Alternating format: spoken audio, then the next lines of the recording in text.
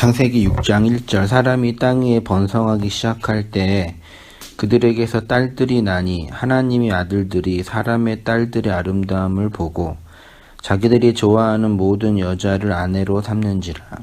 여호와께서 이르시되 나의 영이 영원히 사람과 함께하지 아니하리니 이는 그들이 육신이 됨이라. 그러나 그들의 날은 120년이 되리라 하시니라. 당시에 땅에는 네피림이 있었고 그 후에도 하나님의 아들들이 사람의 딸들에게로 들어와 자식을 낳았으니 그들은 용사라 고대에 명성이 있는 사람이었더라. 여호와께서 사람의 죄악이 세상에 가득함과 그의 마음으로 생각하는 모든 계획이 항상 악할 뿐임을 보시고 땅 위에 사람 지으셨음을 한탄하사 마음에 근심하시고 이르시되 내가 창조한 사람을 내가 지면에서 쓸어버리되 사람으로부터 가축과 기는 것과 공중의 새까지 그리하리니 이는 내가 그것들을 지었음을 한탄함이니라 하시니라. 그러나 노아는 여호와께 은혜를 입었더라. 본문은 성경에서 해석하기가 만만치 않는 구절 중에 하나입니다. 각각의 단어들이 의미하는 것이 어떤 것인지 정확하게 정의하기가 어렵기 때문입니다. 사람의 딸들은 누구를 의미하는지, 하나님의 아들들은 어떤 존재들인지, 네피림이나 용사, 그리고 사람의 연수가 120이라고 하는데 그것은 무엇인지 각자의 신학적 입장에 따라 다양하게 해석합니다. 그러나 원문을 근거로 그리스도 중심의 해석으로 그 의미를 해석해 보도록 하겠습니다. 창세기 6장 1절을 다시 보시면 사람이 땅 위에 번성하기 시작할 때에 그들에게서 딸들이 나니 그랬습니다. 사람이 땅 위에 번성하기 시작할 때에 언뜻 보면 이 본문은 사람의 인구의 수가 폭발적으로 많아졌다라는 정보를 주는 듯한 말씀입니다. 사람의 수가 땅 위에 많아졌다라는 거죠. 물론 이거를 그렇게 볼 수도 있겠습니다. 그래서 어떤 사람은 가인의 족속 혹은 가인에 속한 자들의 수, 그러니까 셋의 족속이 아닌 가인에 속한 자들의 수가 이 세상에 많아졌다라는 의미로 얘기하기도 합니다. 그러나 저는 이 본문을 물리적인 개념으로만 아니라 한번 의미와 내용적으로 한번 봤으면 좋겠습니다. 그러니까 단순히 사람의 수가 많아졌다라기보다 사람의 수, 그 수가 많아졌다라기보다 사람 안에 있는 그 무엇, 그게 뭘까요?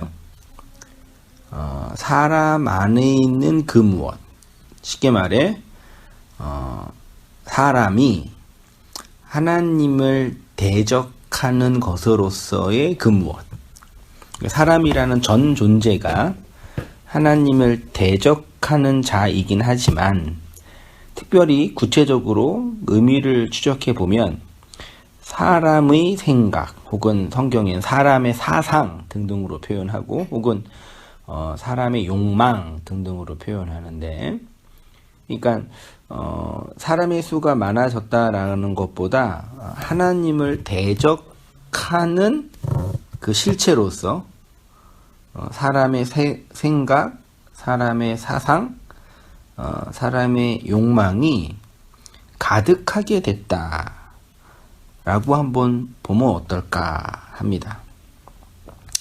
그러니까 사람이 땅에 번성하기 시작할 때라는 고대 시대의 한 인구 폭발을 설명하기보다 사람들 안에, 보편 인간들 안에 하나님을 대적하는 그 욕망들, 하나님을 거역하는 그 사람의 심보가 가득하게 번성할 때라는 거죠. 그럴 때 시작할 때에서 시작이 히브리어로 할랄이라는 단어인데요. 사람이 땅 위에 번성하기 시작할 때 시작이 할랄이라는 단어인데, 이 할랄의 기본적인 뜻은 찌르다 혹은 더럽히다 뭐 이런 뜻입니다. 그런데 이상하게도 성경에는 시작하다 라고 많이 번역이 되었더라고요. 이렇게 생각할 수 있을 것입니다. 땅 위에 사람의 욕망이 번성한다라는 것, 혹은 하나님을 대적하는 그 실체로서의 사람 생각이 번성한다라는 것은 다른 말로 그들이 더럽혀졌다라는 의미가 되는 거죠. 그리고 그것은 하나님을 찌르고 더럽혀지는 것을 의미합니다. 이렇게 번역할 수도 있습니다. 사람이 땅 위에 번성하여 더럽혀졌다. 더럽혀졌다라는 것은 이 창조 세계에 죄가 들어와 부패하였다라는 의미이고, 또 찔렀다, 찌르다라는 것은 하나님을 향한 대적과 공격이라고 할 수 있겠습니다. 그러니까 이 본문은 인간의 존재에 대한 한 정의를 내리고 있는데, 사람이 존재적으로 더럽혔다, 존재론적으로는 더러워졌다라는 것이고요. 행위적으로는 하나님을 대적하고 하나님을 찌른다라고 할 수 있겠습니다. 이렇게 더럽혀질 때 어떤 일이 일어났다고 하냐면, 그들에게서 뭐가 났다고요? 딸들이 났다고 합니다. 2절을 보면 하나님의 아들들이 사람의 딸들의 아름다움을 보고 자기들이 좋아하는 모든 여자를 아내로 삼는다. 2절은 그냥 보면 하나님의 아들들이라고 하는 어떤 자들이 사람의 딸들의 아름다움을 보고 아내로 삼았다라는, 그렇게 뭐 특별한 의미가 내포되어 있지 않는 말씀처럼 보입니다. 다만 어려운 건 하나님의 아들들이 누구이고 무엇이냐라는 측면이겠죠. 어쨌든 인간의 결혼, 그러니까 자기가 좋아하는 자를 취하는 인간의 결혼에 대한 이야기인 건 분명합니다. 근데 본문의 뉘앙스는 매우 부정적인 뉘앙스이죠. 하나님의 아들들은 누구일까? 어떤 사람은 천사라고도 하고, 어떤 사람은 경건한 셋의 자손이라고도 합니다. 그러나 여기서 말하는 하나님의 아들은 이런 구체적인 대상을 의미하기보다는 이 아래의 세상에 하나님의 말씀을 받은 모든 인간을 대표하는 것이라고 할 수 있겠습니다. 아브라함이 선택받기 전까지 하나님은 세상의 전 인류를 향하여 말씀하셨지요. 그래서 모든 인류에게는, 하나님은 모든 인류에게 무엇을 주셨겠어요? 말씀을 주셨죠. 그러니까 아브라함이 선택하기 전까지는 소위 말해 신학에서 말하는 일반 은총, 특별 은총, 그런 구분할 수 있는 그런 계시의 영역이 아니라 모든 것이 하나님의 계시의 방편이었던 거죠. 그러니까 특별 은총과 일반 은총이 구분이 안 되는 하나님의 계시 자체였던 거죠. 자연 만물, 만상이, 인간의 이 내면이, 인간의 영혼이 하늘의 그 무엇을 닮아 비유와 상징으로 건네준 살아있는 말씀들이었던 거죠. 그러니까 전 인류를 향해서 말씀하신 거죠. 아브라함 전까지는요. 어떤 의미에서는 지금 신약의 교회가 성경을 통해서 하나님의 말씀을 듣는 것보다 더 선명하게 말씀을 들었을 수도 있었겠죠. 그래서 하나님은 모든 인류에게 말씀을 주셨는데 사람들은 그 말씀을 자기 욕망의 것으로 취했겠죠. 자기가 좋아하는 것으로 취했겠죠. 그걸 오늘 모세는 창세기 6장에서 자기가 좋아하는 자를 아내로 삼았다라고 표현한 거죠.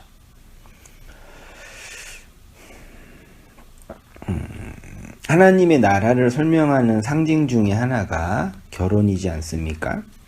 결혼이라는 것을 영적으로 생각해 보면 어떻겠습니까? 이 땅에 태어난 모든 인간은 결혼을 하지요.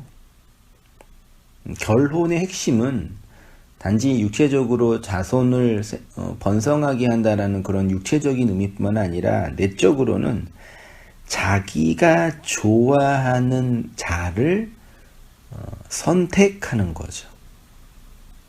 그러니까 자기 욕망이 원하는 그 대상을 추구하는 거죠. 그게 결혼의 핵심이죠. 그게 도덕적으로 존재적으로 뭐 문제가 있다 없다의 영역이 아니라 그 행위 자체는 자기가 선하다고 생각하는 것, 자기가 옳다고 생각하는 그것을 추구하는 행위, 특히 그 인격적인 대상을 행위, 그거를 결혼이라고 할 수 있겠죠. 그런 측면에서 창세기 6장 2절에 하나님의 아들들이 사람의 딸들의 아름다움을 보고 자기들이 좋아하는 모든 여자를 아내로 삼았다라는 것은 하나님이 주신 이 세상의 말씀들을 인간이 자기가 좋아하는 그 더럽혀지고 찌르는 자인 인간이 자기가 좋아하는 것으로 취하였다라는 의미인 거죠. 그런 측면에서 이 아래의 세상에 태어난 모든 사람은 결론적으로 율법과 결혼한 사람인 거죠.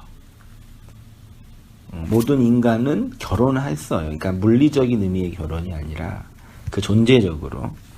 그래서 그 율법에 매여 율법의 자식을 낳으며 살 수밖에 없는 거죠.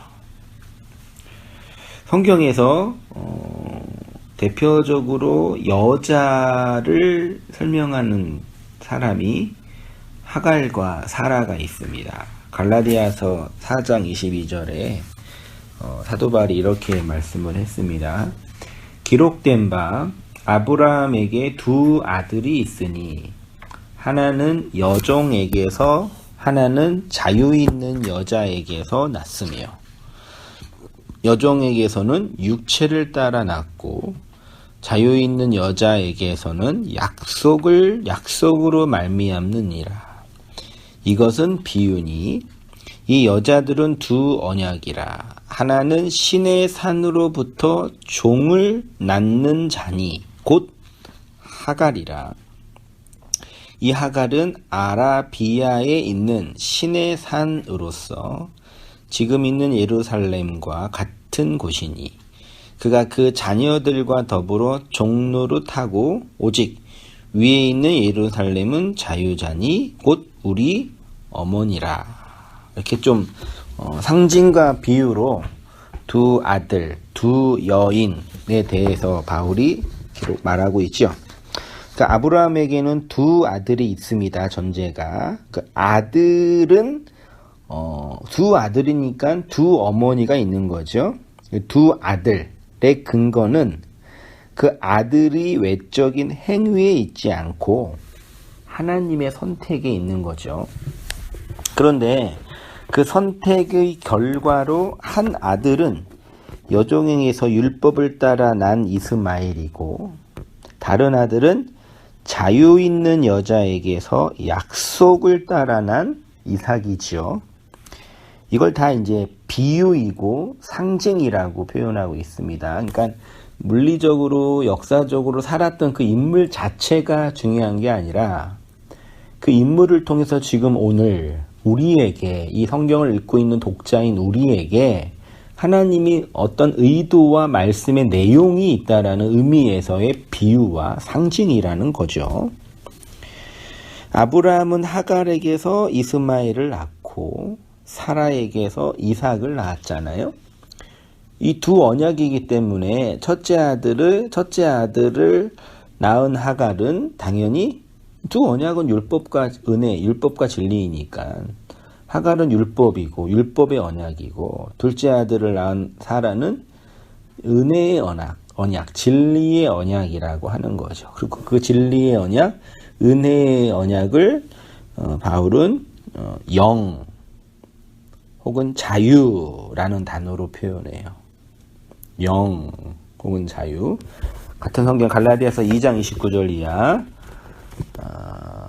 그러나 그때 육체를 따라 난 자가 성령을 따라 난 자를 박해한 것 같이 이제도 그러하도다. 그러나 성경이 무엇을 말하느냐? 여종과 그 아들을 내쫓으라. 여종의 아들이 자유 있는 여자의 아들과 더불어 유업을 얻지 못하리라 하였느니라. 그런즉 형제들아, 우리는 여종의 자녀가 아니요 자유 있는 여자의 자녀라. 두 여인, 두 아들의 이야기는 결국 우리 안에서, 즉 성도 안에서 경험되는 율법과 진리의 영역인 거죠. 그 얘기를 하고 있는 거죠. 두 여자는 두 언약이라고 했습니다. 우리는 처음에는 하갈과 결혼할 수밖에 없죠. 행위 언약. 그래서 여종의 아들을 낳아 율법 아래 살아가고 있는 것입니다. 그런데 바울이 뭐라고 했냐면 여종과 아들을 내쫓으라고 했습니다.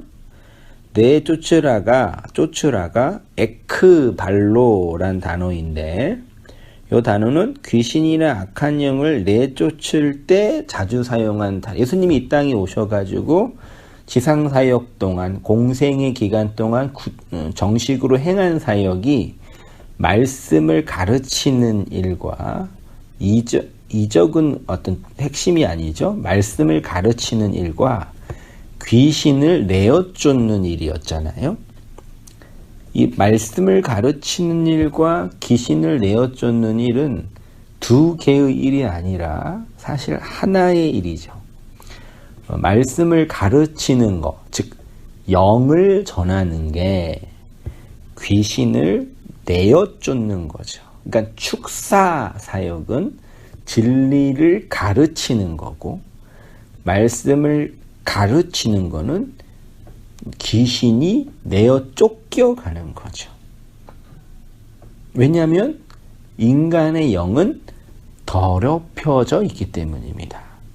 인간의 인간이 더럽혀져 있다라는 것을 예수님은 악령이라고 표현했거든요. 아카다르토스 푸뉴마, 더러운 영인 거죠. 그 더러운 영을 말씀을 전하면 그 더러운 영이 쫓겨간다. 귀신이 쫓아간다. 쫓겨난다. 라는 그 사역을 예수님이 복음서에서 하신 거죠. 성경에서 악한 영을 더러운 영이라고 했습니다. 그리고 그것이 결국은 뭐겠어요? 인간이 악한 영에 사로잡혀 있다라는 것의 의미는 단지 귀신 영화에서 귀신 들렸다, 정신적으로 문제가 있다, 그런 게 아니라 결론은 악한 영에 사로잡혀 있다라는 얘기는 율법에 갇혀 있다라는 의미인 거죠. 율법에 사로잡혀 있다라는 의미인 거죠. 창세기 6장 1절에 사람이 땅 위에 번성하기 시작할 때 그 시작이라는 단어가 더럽혀지다라는 뜻이라고 했잖아요. 그러니까 사람 안에 거짓된 악한 말, 즉 율법의 말이 많아지는 것이 더럽혀졌다라는 의미인 거죠. 그렇게 더럽혀진 영을 귀신, 악한 영, 더러운 영이라고 했잖아요. 그래서 예수님이 귀신을 쫓아내실 때 주로 사용하신 단어가 더러운 귀신인 거죠. 쉬운 말로 하면, 쉽게 말하면 율법 아래 태어난, 율법과 결혼한, 그래요. 율법과 결혼한 모든 인간의 내적 상태는 더러운 영이다, 더러운 자다라고 말할 수 있겠습니다. 그러니까 존재적으로는 더러운 거고요, 행위적으로는 하나님을 향한 대적인 거죠. 요한복음 10장 34절에 이런 말씀이 있습니다. 예수께서 이르시되 너희 율법에 기록된 바 내가 너희를 신이라 하였노니, 율법에 기록된 바 내가 너희를 신이라 하였노라 하지 아니하였느냐. 성경은 패하지 못하였나니 하나님의 말씀을 받은 사람을 뭐라 그런다고요? 신이라 하였거늘. 이건 지금 요한복음 10장은 예수님이 유대인과 율법 논쟁을 할 때 주로 쓰신 말씀이거든요. 하나님의 말씀을 받은 사람을 신이라고 했어요. 그러니까 하나님의 말씀은 결국 율법인 거거든요. 유대인들이 받았던 하나님의 말씀은 그 하나님의 말씀을 자신이 욕망하는 그것으로 취하는 거를 자기가 좋아하는 자로 아내로 삼는 거고, 그것을 구체적으로 행했던 사람들이 유대인으로서 율법으로, 하나님의 말씀을 율법으로 받은 거죠. 그러니까 하나님이 이 세상에 당신의 말씀을 건네주시는데 인간은 그 말씀을 자신이 좋아하는 것으로 취하여 결혼하는 자인데, 그 창세기에서는 구체적으로 어떻게 설명됐냐면 율법으로 취한다라는 거죠. 자, 보세요. 요한복음 10장에 의하면 하나님의 말씀을 받은 자를 신이라고 하였습니다. 사실 모든 인간은 하나님의 말씀을 받았죠. 이 아래의 세상에 태어난 인간들 중에 하나님의 말씀을 받지 않는 사람은 단 한 사람도 없습니다. 그런데 중요한 것은 그 말씀을 율법의 말씀으로 받느냐, 진리의 말씀으로 받느냐가 중요한 거예요. 결론부터 말씀드리면 인간은 자신의 힘으로, 자신 안에 있는 것으로는 하나님의 말씀을 율법으로 밖에 못 받아요. 그래서 악한 영에 사로잡혀 있는 귀신들이라고 말하는 거예요. 왜? 자기가 좋아하는 것을 취하는 자이기 때문에요. 인간은 그게 아난케이고 운명인 거죠. 자기 힘으로는 안 되는 거죠. 하나님의 말씀을 율법으로뿐이 못 보는 거죠. 근데 결론으로 말하면 그리스도가 십자가에서 죽고 그 십자가에 죽은 그리스도의 머리 대심이 영으로 우리에게 건네지면 그 말씀이 영으로 우리 마음에 주어지는 거죠. 그때 내가 더러운 자라는 것, 존재적으로 더러운 영이라는 게 발각되고, 행위적으로는 하나님을 향하여 대적하고 하나님을 공격하는 악한 자라는 게 폭로되는 거죠. 그런 나를 하나님이 덮으셔서 하나님의 은혜로 이끌어 가신다라는 게 복음의 진술인 거죠. 중요한 것은 그 말씀을 율법의 말씀으로 받느냐, 진리의 말씀으로 받느냐인 거죠. 더러운 영을 받느냐, 깨끗한 영을 받느냐인 거죠. 그래서 창세기 6장 6절의 번성을 말씀을 듣기 시작한 번성이다라고 말할 수 있겠습니다. 그러니까 이 세상의 모든 사람들이 하나님의 말씀을 받았는데, 그 말씀을 받음으로 번성하게 됐는데, 그 번성이 하나님을 대적한 자로, 그리고 더러운 자로서의 번성이라는 이 세상에 있는 이야기인 거죠. 그러니까 말씀을 듣기는 들었는데 쉽게 말해 자기 욕망이 좋은 곳으로 들었다라는 것입니다. 그런 의미에서 모든 인류는 하나님의 말씀을 뭐 했어요? 들었어요. 예수님이 산상순에서 주로 하신 말씀 중에 하나가 너희가 전에는 이렇게 들었으나 너희는 살인하지 말라고 들었으나 너희는 간음하지 말라고 들었으나 그러니까 말씀을 들었다라는 얘기예요. 유대인들이. 근데 그 말씀을 자기가 좋아하는 것을 취하는 쉽게 말해 율법으로 들었다라는 것을 예수님이 산상수훈에서 지적하고 일가를 하는 거죠. 그것을 이사야는 그렇게 듣는 거를 사람의 교훈으로 듣는다라고 하는 것입니다. 그러니까 사람의 교훈이란 얘기는 어떤 설교 잘하고 능력이 있고 어떤 그 교단의 어떤 원리가 진리의 신봉이다라고 믿는 게 아니라 이렇게 자기가 좋아하는 것을 취하여 듣는 거, 그거를 사람의 계명으로 듣는다. 왜 자기가 인간의 그 계명으로 듣는 거니까. 근데 하나님의 말씀 영으로 진리를 우리 안에 들어올 때는 하나님이 그리스도를 통해 건네준 그 십자가의 사건으로 들려질 때는 하나님의 말씀으로 듣는 거죠.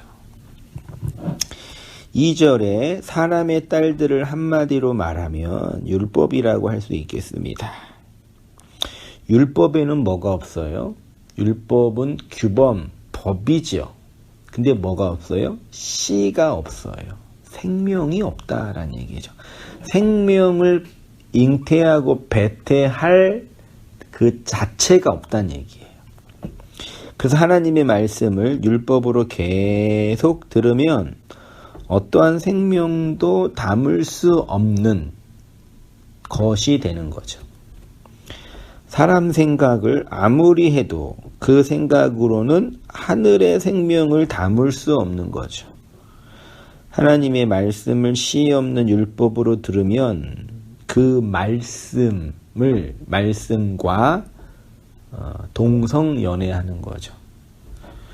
하나님의 말씀을 씨를 가진 진리로 들으면 그 말씀의 내용, 그 말씀의 생명과 합하여 결혼하여 생명을 낳게 되는 거죠. 그래서 3절의 말씀이 나오는 것입니다. 다시 말해 하나님의 말씀을 여자의 욕망으로 취하니까 하나님의 말씀을 여자의 욕망으로 취하니까 진짜 생명을 낼 수 없는 말씀이 되는 겁니다. 3절은 그래서 이렇게 말하고 있죠. 여호와께서 이르시되 나의 영이 영원히 사람과 함께하지 아니하리니 이는 그들이 육신이 됨이라. 그러나 그들의 날은 120년이 되리라. 이것도 되게 애매한 말씀이에요. 여호와께서 이르시되, 그러니까 2절에서는 사람들이 자기가 좋아하는 자를 아내로 삼았다라 그랬죠. 그러니까 그거는 말씀을 율법으로 자기가 욕망하는 것, 씨 없는 율법으로 취하여 더러운 자로 생명 없는 자가 됐다는 얘기죠. 그러니까 3절에 여호와께서 이르시되 나의 영이 영원히 사람과 함께하지 아니하리니 이는 그들이 육신이 됨이라. 그러나 그들의 날은 120년이 되리라 하시니라. 여기서 영원히라는 거는 시간적으로 영원한 어떤 기간이 아니라 진리적인 측면으로 영원히입니다. 전치사 레가 있으니까 영혼을 향하여 혹은 영원으로, 그러니까 여기서 영원은 하나님의 초월적 생명, 하나님 것으로 충만한 그 내용으로서의 영원이에요. 그것을 향하여 라고 되어 있죠. 그래서 직역하면 나의 영이 그 영혼을 향하여 그 영혼으로 사람 안에서 그 함께하지가 다투지 아니할 것이다 라는 거거든요. 쉽게 말하면 그들이 육신의 욕망, 여자의 욕망, 자기가 좋아하는 것으로 취하는 그 사상으로 있는 한 내가 그 안으로 거할 수 없다라는 얘기입니다. 이걸 잘 이해해 보세요. 그들이 그 사람 생각으로 자기가 좋아하는 것으로 취하는 하나님의 말씀을 자기가 좋아하는 것으로 취하는 그 사람 생각으로 있는 한 내가 그 안으로 거할 수 없다라는 얘기죠. 요거를 잘못 이해하면 인간이 하나님의 은혜와 하나님의 사건과 주권을 의지로 거역할 수 있는 듯한 해석처럼 들릴 수 있어요. 그러니까 하나님은 우리에게 끊임없이 은혜를 주시고자 하는데 당신의 말씀과 그 진리의 진의를 주시고자 하는데 인간이 그거를 거역한다라는 거죠. 그 말이 아니라 이렇게 생각해 보세요. 하나님의 은혜가 주어지면, 다시 말해 인간 안으로 하나님의 그 영혼 안으로 하나님의 그 말씀이 주어지면 인간의 그 사람 사상, 사람 생각, 자기가 좋아하는 것으로 취하는 그것이 어떻게 된다는 얘기예요? 무너진다라는 얘기죠. 반대로 얘기하면. 그래서 예수님이 베드로에게 젊어서는 네가 원하는 대로 다녔지만 늙어서는 나중에 하나님 말씀이 들어와서는 네가 원하는 대로 못 간다. 진리에 끌려다닌다라고 했잖아요. 그 말씀인 거죠. 그래서 하나님의 은혜, 진리의 능력은 반드시 사람의 생각 혹은 사람의 사상이라고 하는 그 여리고 성을 무너뜨리고 들어가는 거예요. 그 무너뜨림 없이 들어가는 하나님의 말씀, 그 영혼은 있어요, 없어요? 없지요. 그러니까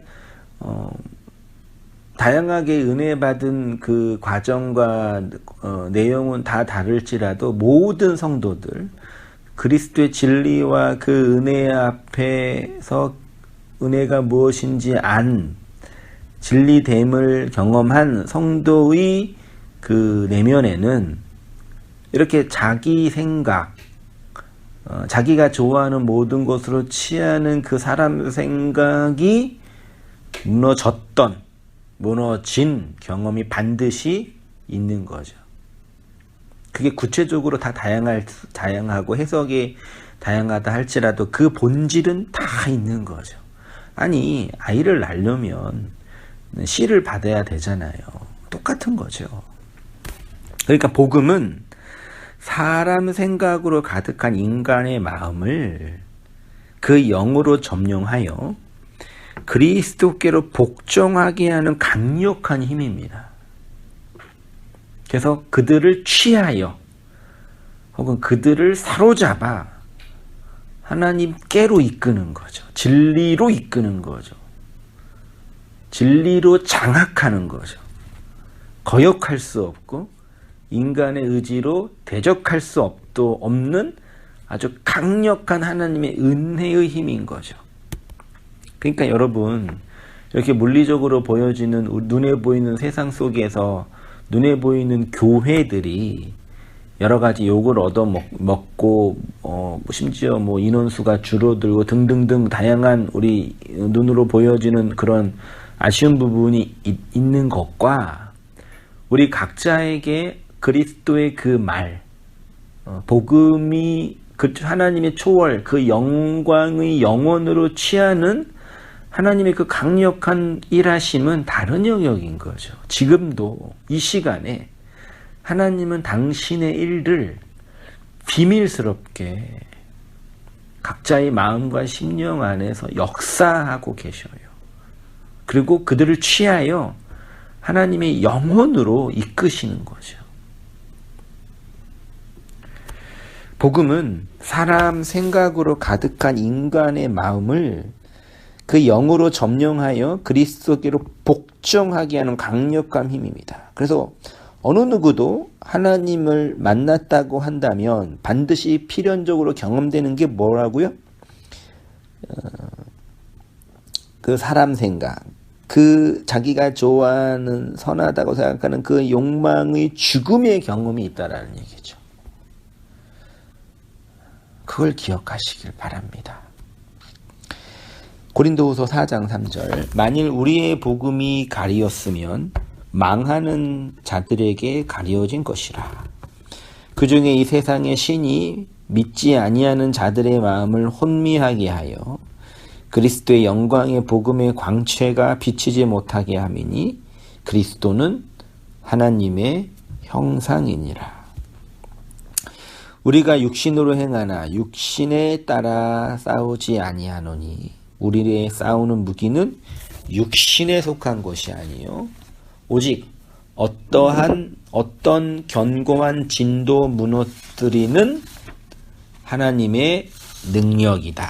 그러니까 뭐 이 세상의 어떤 이데올로기나 사상들을 무너뜨리라는 그런 개념이 아니라 하나님을 대적하는 사람 생각이 번성하고 있는 나, 하나님의 것을, 하나님 주신 말씀을 자기가 좋아하는 것으로 취하여 결혼하여 자기 욕망의 확장의 도구로 사용하고 있는 그 나의 진, 마귀의 진을 하나님이 무너뜨려서 모든 생각을 사로잡아 그리스도께로 복종하게 하는 거죠.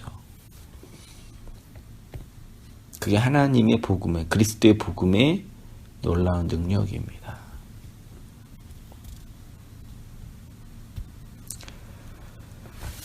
이어서 그들의 날을 몇 년으로 했다고요? 120년이라고 하였습니다. 여기 120년을 실제 120년이라고 생각하는 사람들이 있습니다. 그러니까 원래 하나님이 인간에게 주신 연수는 120이다라는 거죠. 근데 인간은 120년까지 못 살잖아요. 그래서 어느 이단과 같은 어떤 사람들은 만약에 80년 살았으면 40년 동안 귀신으로 구천을 떠돈다라고 그렇게 말도 안 되는 엉터리 교리를 만들었잖아요. 말도 안 되죠? 여기서 말하는 120년은 인간의 물리적 수명 기준이 아니라 쉽게 말하면 지금부터 120년 후에는 뭐가 온다? 홍수가 온다라는 경고이고 말씀인 거죠. 쉽게 말해 120년 후에 홍수 심판이 온다라는 것입니다. 다른 말로 하면 이제부터 120년 동안 유예 기간이 주어진다. 이 기간 동안 너희는 반드시 내가 세운 노아와 그의 가족들을 통해 그들이 행위로 선지자 사역하고 있는 노아의 방주 짓는 그 사역을 통해 이 120년 동안 내가 누구인지 알아먹어야 돼 라고 하시는 거죠. 하나님이 그의 영으로 인간들에게 말씀하지 않으시고 120년 동안 노아의 방주 짓는 사역의 말씀을 통해 이끄시겠다는 얘기입니다. 쉽게 말해 120년 동안 진리를 들을 수 있는 기회가 주어진다라는 얘기죠. 그러니까 우리의 날이 인간의 120년이란 얘기는 그러니까 물리적 나이가 아니라 진리를 들을 수 있는 그 시간이 120이기 때문에 실제로 우리의 인생의 기간은 120이라고 하는 거죠. 120은 결국 100과 12를 더한 수이잖아요. 12는 무슨 수예요? 아들의 수잖아요. 100은 1, 10, 100, 1000 하나님의 완전수, 언약이 실현되는 수, 충만 그런 거잖아요. 그래서 120년은 아들이 되는 기간이라고 할 수 있는 거죠. 시간적으로 120년이 아니라 그리스도의 말씀이 울려 퍼지는 그 기간을 통해 아들이 되는 수인 거죠.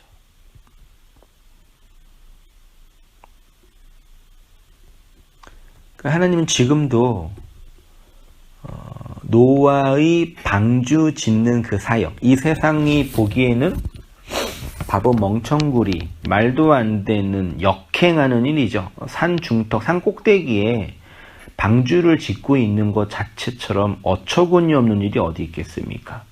또 그 전까지는 비라는 것도 오지 않았고, 네.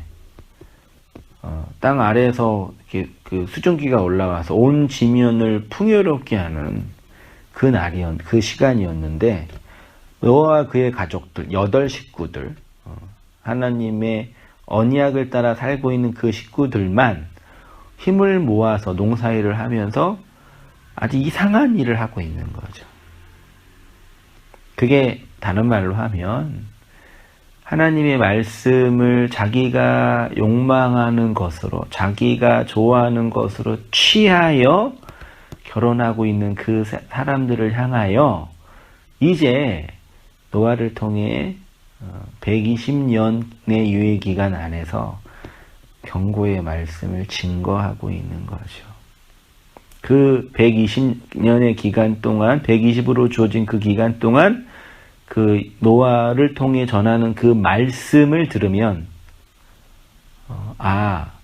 내가 좋아하는 것으로 취하여 결혼하고 있는, 하나님의 말씀을 내가 좋아하는 것으로 취하여 살고 있는 그 나가 부정당하여 노아의 8 식구로 편입이 되는 거겠죠. 지금 우리에게 동일하게 일어나고 있는 하나님의 구원의 역사인 거죠.